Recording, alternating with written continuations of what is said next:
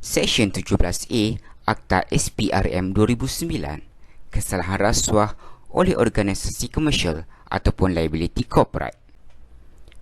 Pada 21 Mei 2020, Jabatan Perdana Menteri telah mengeluarkan satu kenyataan media berhubung dengan pelaksanaan peruntukan liability corporate yang kekal dilaksanakan pada 1 Jun 2020. Menurut kenyataan media ini, kerajaan komited dalam usaha memerangi rasuah, memperbaiki integriti dan melaksanakan urus takbir yang baik. Tidak kira sama ada usaha itu dilaksanakan di peringkat jabatan kerajaan, sektor swasta maupun dalam kalangan masyarakat sivil. Peruntukan ini telah menetapkan pelaksanaan prinsip liability corporate membabitkan organisasi komersial. Warga indahan sekalian, apakah yang dimaksudkan dengan Seksyen 17A? Seksyen 17A merupakan peruntukan baru dalam Akta SPRM 2009. Seksyen 17A Akta SPRM 2009 ialah kesalahan rasuah oleh organisasi komersial. Dalam erti kata lain, peruntukan ini menetapkan bahawa adalah menjadi satu kesalahan bagi organisasi komersial sekiranya mana-mana pekerja atau pihak bersekutu melakukan perbuatan rasuah bagi faedah organisasi tersebut. Akta baru ini diluluskan oleh Parlimen pada 5 April 2018. Akta ini juga digubal bagi memenuhi obligasi antarabangsa yang termaktub di bawah artikel 26 Liability of Legal Person di bawah United Nations Convention Against Corruption ataupun UNCAC, di mana ia menekankan kepada kaedah bagi menghalang aktiviti kesalahan rasuah. Terdapat 3 objektif pelaksanaan Akta SPRM ini. Pertama, menggalakkan aktiviti perniagaan dijalankan secara jujur dan bebas daripada rasuah. Kedua, menggalakkan organisasi melaksanakan langkah pencegahan rasuah dalam organisasi. Dan yang terakhir, mempromosikan tabik urus baik dan pematuhan undang-undang pencegahan rasuah. Baiklah warga indahan, di bawah akta ini terdapat 8 subsection yang berkaitan dengan kesalahan tersebut. Subsection -1 kesalahan. Di bawah subsection ini, suatu organisasi komersial melakukan kesalahan jika seseorang yang bersekutu dengan organisasi komersial secara rasuah bersetuju untuk memberikan, menjanjikan atau menawarkan kepada mana-mana orang apa-apa suapan, sama ada bagi faedah orang itu atau bagi faedah orang lain, dengan niat 1. Untuk memperoleh atau mengekalkan perniagaan bagi organisasi komersial, atau yang kedua, untuk memperoleh atau mengekalkan faedah dalam menjalankan perniagaan bagi organisasi komersial itu. Subsection -2 hukuman. Di bawah subsection ini, mana-mana organisasi komersial yang melakukan kesalahan di bawah seksyen ini apabila disabitkan boleh didenda tidak kurang daripada 10 kali ganda jumlah atau nilai suapan. Jika suapan itu dapat dinilai atau dalam bentuk wang atau RM1 juta, mengikut mana-mana yang lebih tinggi, atau dipenjarakan selama tempoh tidak melebihi 20 tahun atau kedua-duanya sekali. Subsection -3 kesalahan dan pembelaan. Di bawah subsection ini, jika sesuatu kesalahan dilakukan oleh organisasi komersial, seseorang yang menjadi pengarah, pegawai atau perkongsinya, atau yang terlibat dengan pengurusan hal ehwalnya pada masa kesalahan itu dilakukan, disifatkan telah melakukan kesalahan itu, melainkan jika orang itu dapat membuktikan bahawa kesalahan itu dilakukan tanpa keizinannya dan bahawa dia telah menjalankan segala usaha yang wajar dilakukannya untuk menghalang pelakuan kesalahan itu. Subsection -4 pembelaan. Di bawah subsection ini, jika suatu organisasi komersial dipertuduh bagi kesalahan yang disebut dalam subsection -1, menjadi pembelaan bagi organisasi komersial itu untuk membuktikan bahawa organisasi komersial itu mempunyai tata cara yang mencukupi untuk menghalang orang yang bersekutu dengan organisasi komersial daripada melakukan perbuatan itu. Subsection -5 garis panduan. Menteri hendaklah mengeluarkan garis panduan yang berhubungan dengan tata cara yang disebut dalam subsection -4. Subsection -6 orang yang bersekutu. Bagi maksud seksyen ini, seseorang itu bersekutu dengan organisasi komersial jika dia ialah seorang pengarah, pekongsi atau pekerja organisasi komersial itu, atau dia ialah orang yang melaksanakan perkhidmatan untuk atau bagi pihak organisasi komersial itu.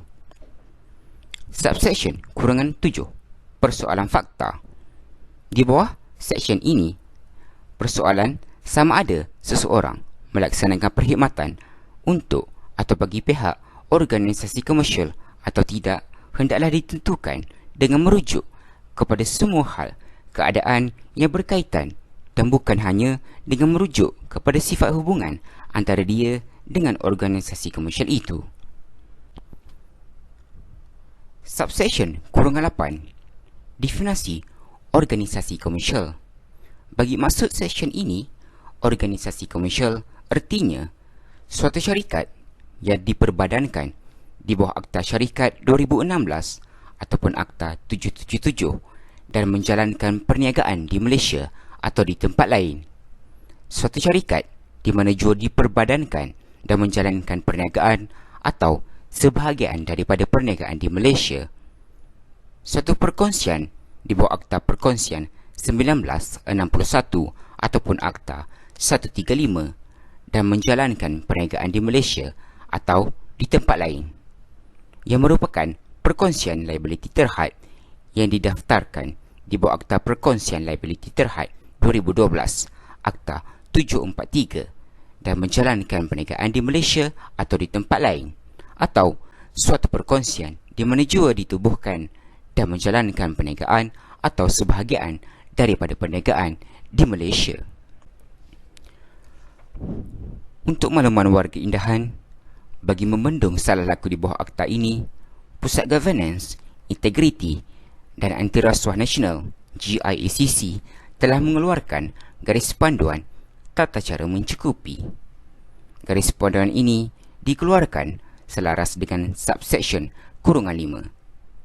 Objektif garis panduan ini adalah untuk membantu organisasi komersial memahami kaedah pelaksanaan tata cara mencukupi yang boleh dilaksanakan bagi mencegah berlakunya rasuah.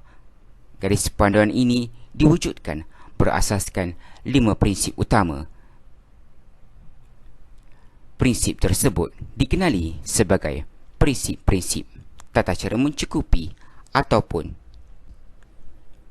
prinsip trust. Baiklah warga Indahan, seterusnya mari kita melihat apakah intipati yang terkandung di bawah prinsip-prinsip trust. Prinsip yang pertama, komitmen pengurusan atasan ataupun top level commitment. Prinsip ini merupakan prinsip daripada tone from the top. Prinsip ini dilihat berupaya memberi jaminan kepada stakeholder bahawa organisasi akan mematuhi sepenuhnya undang-undang dan peraturan yang berkuat kuasa. Dan pada masa yang sama, pengurusan atasan perlu untuk memantau tahap integriti dan tadbir urus seperti menyediakan bajet dan sumber manusia yang mencukupi dalam usaha pencegahan rasuah. Prinsip yang kedua, analisa risiko ataupun risk assessment. Penilaian risiko rasuah seharusnya dijadikan keutamaan kepada organisasi. Sehubungan itu, organisasi hendaklah melaksanakan penilaian risiko rasuah secara berkala dan apabila terdapat perubahan dalam undang-undang atau keadaan melalui pengenalpastian risiko, analisis, penilaian dan memberi keutamaan kepada risiko rasuah dalaman dan luaran Hasil penilaian risiko ini seharusnya dijadikan asas untuk mewujudkan proses, sistem dan kawalan yang diluluskan oleh pengurusan atasan untuk mengurangkan risiko perniagaan terdedah kepada unsur rasuah. Analisa risiko juga termasuk pihak luar yang bertindak bagi pihak mereka. Bagi tujuan ini, penilaian risiko disarankan dilaksanakan setiap 3 tahun beserta penilaian secara berkala sekiranya perlu. Prinsip yang ketiga, pelaksanaan langkah kawalan ataupun undertake countermeasure. Organisasi komersial hendaklah mewujudkan langkah kawalan yang munasabah dan bersesuaian dengan sifat serta saiz organisasi bagi menangani sebarang risiko rasuah yang berbangkit daripada kelemahan dalam rangka kerja tadbir urus, proses dan prosedur.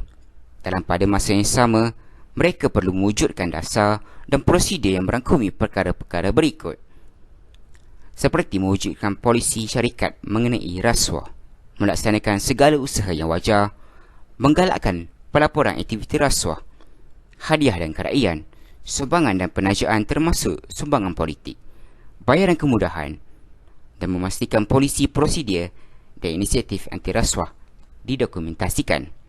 Dalam hal ini, kesemua dasar organisasi ini perlu disahkan oleh pengurusan atasan, sentiasa dikemas kini, mudah didapati secara umum dan sesuai digunakan di mana dan bila ia diperlukan. Prinsip yang keempat, pemantauan, penilaian dan penguatkuasaan secara sistematik. Pengurusan atasan perlu memastikan penilaian secara berkala dilaksanakan bagi menilai prestasi kecekapan dan keberkesanan program anti rasuah dan memastikan program tersebut dikuatkuasakan. Penilaian tersebut boleh dilaksanakan melalui audit dalaman atau audit dan dilaksanakan oleh pihak luar. Hasil penilaian boleh dijadikan asas untuk memantapkan usaha-usaha kawalan anti rasuah sedia ada di dalam organisasi mereka. Prinsip yang terakhir, latihan dan komunikasi. Organisasi perlu membangunkan dan menghebahkan maklumat berhubung sistem pengurusan anti rasuah melalui latihan dan komunikasi dalaman dan luaran yang bersesuaian dengan operasi meliputi perkara berikut: dasar, latihan, saluran pelaporan aduan dan kesan ke atas ketidakpatuhan peraturan berkaitan. Dari aspek komunikasi berhubung dasar anti rasuah perlu dipaparkan secara umum dan dihebahkan sewajarnya kepada semua kaki tangan dan pihak bersekutu. Sekian, terima kasih.